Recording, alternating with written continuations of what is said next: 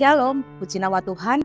Pada kesempatan ini kita berjumpa lagi di Devotion Keluarga Allah Blessing. Sebelum kita mulai, sama-sama kita berdoa. Bapa, terima kasih untuk anugerah-Mu, kasih karunia-Mu yang Kau nyatakan bagi kami. Kami ada sampai saat ini semua karena pemeliharaan-Mu yang sempurna. Kau nyatakan bagi kami. Sebentar kami akan mendengarkan renungan singkat. Biarlah ini menjadi kekuatan bagi kami, pengharapan yang baru bagi kami untuk kami terus mengiring Engkau sampai Maranatha. Di dalam nama Tuhan Yesus kami berdoa, haleluya, amin. Puji Tuhan, Bapak Ibu Saudara yang dikasihi Tuhan, pada kesempatan ini saya berikan tema devotion kali ini adalah God is holy. Tuhan kita kudus, Tuhan adalah kudus. Kita akan baca di dalam 1 Petrus pasal yang pertama, 1 Petrus 1 ayat 16. Sebab ada tertulis, kuduslah kamu sebab aku kudus. Sekali lagi 1 Petrus 1 ayat 16. Sebab ada tertulis, kuduslah kamu sebab aku kudus. Ayat ini dikutip oleh Rasul Petrus pada jemaat yang dia layani pada waktu itu. Dia ambil di dalam Imamat. Imamat coba kita lihat sebentar ya. Imamat pasal 19. Imamat 19 ayat yang pertama dan kedua. Saya bacakan bagi kita semua. Demikian firman Tuhan. Imamat 19 ayat 1 dan 2. Ini yang dikutip oleh Rasul Petrus. Dikatakan, Tuhan berfirman kepada Musa, berbicaralah kepada segenap jemaah Israel dan katakan kepada mereka, kuduslah kamu sebab aku Tuhan Allahmu kudus. God is holy. Bapak Ibu Saudara yang dikasihi oleh Tuhan kita Yesus Kristus, bagaimana Allah memimpin bangsa Israel keluar dari tanah Mesir. Kemudian kalau kita baca di dalam Keluaran, itu bagaimana proses untuk mereka keluar dari tanah Mesir itu sampai mereka ada di padang gurun, pemeliharaan Tuhan sempurna.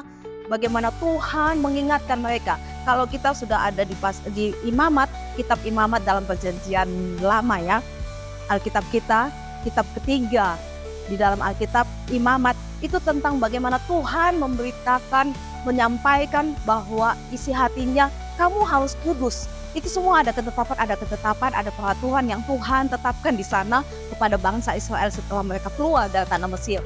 Mereka diperbudak selama 400 tahun. Dan bagaimana konsep budaya bangsa Mesir sudah tertanam otomatis. Kita Indonesia aja dijajah 350 tahun ya, 3,5 abad itu kalau saya kan asalnya dari Manado. Itu di Manado budayanya orang Belanda itu benar-benar sangat kuat di sana. Nah, saudara bayangkan bagaimana budaya bangsa Mesir kepada bangsa Israel yang tertanam di benaknya, di mindsetnya, pola pikirnya, cara mereka hidup di dalam bangsa Israel ini berarti benar-benar sudah seperti apa kita bisa bayangkan. Semua tutur katanya, pokoknya gaya hidupnya semuanya pasti sudah tertanam. Nah, itu sebabnya waktu Tuhan bawa mereka keluar, di dalam Imamat Tuhan ulang menyampaikan bahwa kamu harus hidup kudus dan ada banyak aturan yang di sana kita bisa lihat di dalam kitab Imamat. Nah, pada kesempatan ini saya mau sampaikan kepada kita semua, Allah mau nyatakan bagi kita yang ada hidup pada zaman sekarang ini, Dia tetap Allah yang kudus. God is holy. Kadang-kadang kita berpikir, aku kan hidup di zaman kasih karunia, Tuhan Yesus sudah mati di atas kayu salib. Zaman perjanjian lama kan Tuhan Yesus belum datang. Tuhan Yesus kan masih ada di surga. Dia hanya datang menampakkan diri kepada orang-orang tertentu aja. Tapi waktu zaman perjanjian baru, Tuhan kan hadir sebagai manusia 100%. Dan Dia rela mati di atas kayu salib untuk menebus kita semua. Dan kita mulai berpikir bahwa kita hidup di zaman kasih karunia, kemudian ada penyimpangan yang kita lakukan, kita berpikir Tuhan kan maha kasih. Benar, saya mau sampaikan, Allah kita adalah kasih. Dia kasih adanya, tetapi jangan lupa God is holy. Dia adalah kudus. Kasihnya benar, Dia pribadi kasih adanya, tetapi Dia kudus adanya. Jadi kadang-kadang kita yang hidup di zaman sekarang ini, kita terlalu menyepelekan kekudusan Allah. Kadang-kadang ada begitu banyak anak Tuhan yang mengaku dia cinta Tuhan, tapi dia kurang menghargai kekudusan Allah. Dalam waktu ibadah pun, jangankan di rumah, kita nggak usah ngomong dia ada di rumah seperti apa, integritas dirinya sendiri, integritas kekristenannya pribadi masing-masing. Tetapi yang kita bisa lihat, ini dalam satu lingkungan ibadah, ada dalam perkumpulan, perhimpunan, persekutuan, lagi berdoa, lagi beribadah. Tapi ada oknum-oknum tertentu, orang-orang tertentu terlalu menyepelekan kekudusan Allah. Ada yang memuji Tuhan begini. Ibaratnya kalau saudara yang jadi WL, tinggal dia bilang, apa lo? Nyanyi lo? Nyanyi apa? Kadang-kadang seperti itu. Saya suka bercanda sama teman-teman, sama sesama pelayan Tuhan. Saya suka bilang, kenapa ya waktu zaman-zaman saya WL itu kalau saya lihat ada dia duduk depan jemaat Tuhan ini. Dia duduk depan, tapi tangannya perlu begini, kakinya agak maju sedikit, kemudian dia ngelihat. Gak ada respon, gak ada apa. Dia gak tahu ini di altarnya Tuhan. Kekudusan Allah ada di sana. Semua umat memuji menyembah Tuhan. Tetapi dia segini modelnya. Kurang menghargai kekudusan Allah. Itu yang pertama. Yang kedua, dalam persekutuan yang kecil. Ada bukan cuma anak Tuhan biasa. Tapi hamba Tuhan ada. Dia pangku kakinya, dia menyembah Tuhan. Tapi dia bahasa roh. Khususnya yang karismatik ya. Dia berbahasa roh. Kemudian dia scroll handphonenya, tapi dia sambil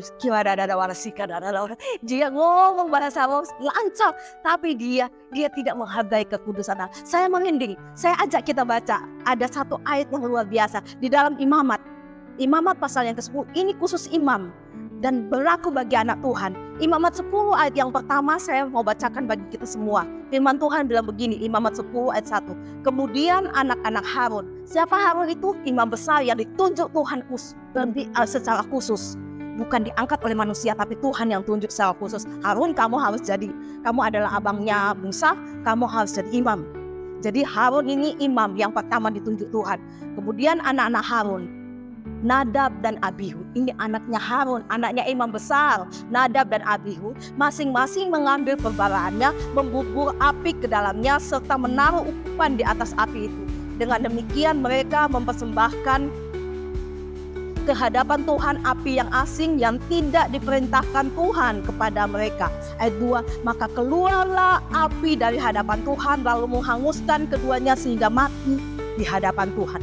Wow, ngeri. Kalau saya lihat-lihat ada banyak tim PAW khususnya, tim praise and worship, kadang-kadang juga kurang menghargai. Ada pemain musik, main gitar, main drum. Ini dia nggak tahu ini di altar Tuhan yang kudus ya. Saya kalau menyatakan kekudusan Allah itu sangat sampai merinding, saudara. Kudus, tapi dia bercanda di sana.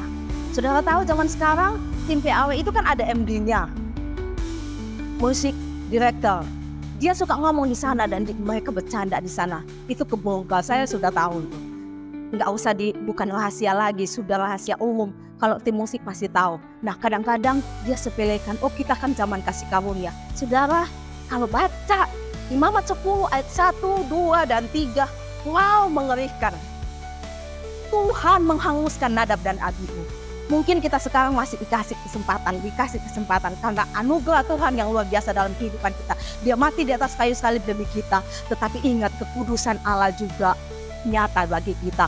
Karena itu jangan main-main dengan kekudusan Allah. Jangan main-main dengan hadirat Tuhan. Mari kita memuji menyembah Tuhan. Kita sembah Dia dengan benar, dalam roh dan kebenaran. Alkitab berkata, Tuhan Yesus mengatakan kepada perempuan Samaria waktu dia berjumpa di sumur itu, dia bilang, kita harus menyembah Allah dalam roh dan kebenaran. Itu sebabnya saya mau sampaikan kepada kita semua, kita hidup dalam kekudusan Allah, bukan cuma ada di gereja. Di gereja aja kadang-kadang kita terlalu santai gitu ya, nggak ada. Zaman sekarang, saya ngeri lihatnya. Kalau kita lihat tadi ayat yang saya baca, Nadab dan Abihu langsung hangus, saudara. Itu saya suka ingatkan sama teman-teman PAW. Ingat, Nadab dan Abihu menaruh api asing langsung dihanguskan sama Tuhan. Bukan korbannya yang dihanguskan, tapi pribadinya yang dihanguskan. Dan bahkan Musa bilang, Tuhan berfirman kepada Musa, mereka gak boleh bersedih, Harun gak boleh berduka. Gak boleh berduka. Karena itu Tuhan yang habiskan, Tuhan yang hanguskan. Itu sebabnya mari kita mau terus jaga kehidupan kita. Bagaimana kita pandang Allah adalah God is holy. Dia kudus adanya. Dia Allah adalah kasih, tetapi Dia Allah adalah kudus.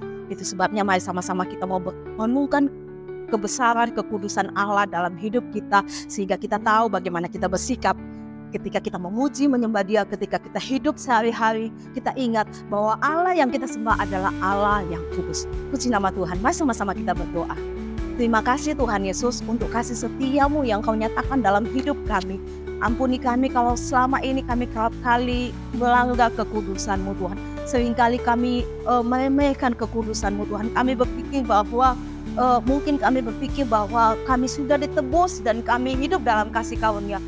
Kadang-kadang kami lupa bahwa kekudusan Allah itu sangat-sangat harus dihargai, sangat-sangat harus kami lakukan Tuhan. Kami nyatakan dalam hidup kami. Kami hormati Engkau Allah yang kudus, Allah yang mulia, Allah yang dahsyat, Allah yang besar, yang berkuasa dalam hidup kami, yang sanggup menolong kami dan sanggup melakukan apapun dalam kehidupan kami. Itu sebabnya pada saat ini kami bersyukur Engkau Bapa yang mengingatkan kami lewat kebenaran firman-Mu.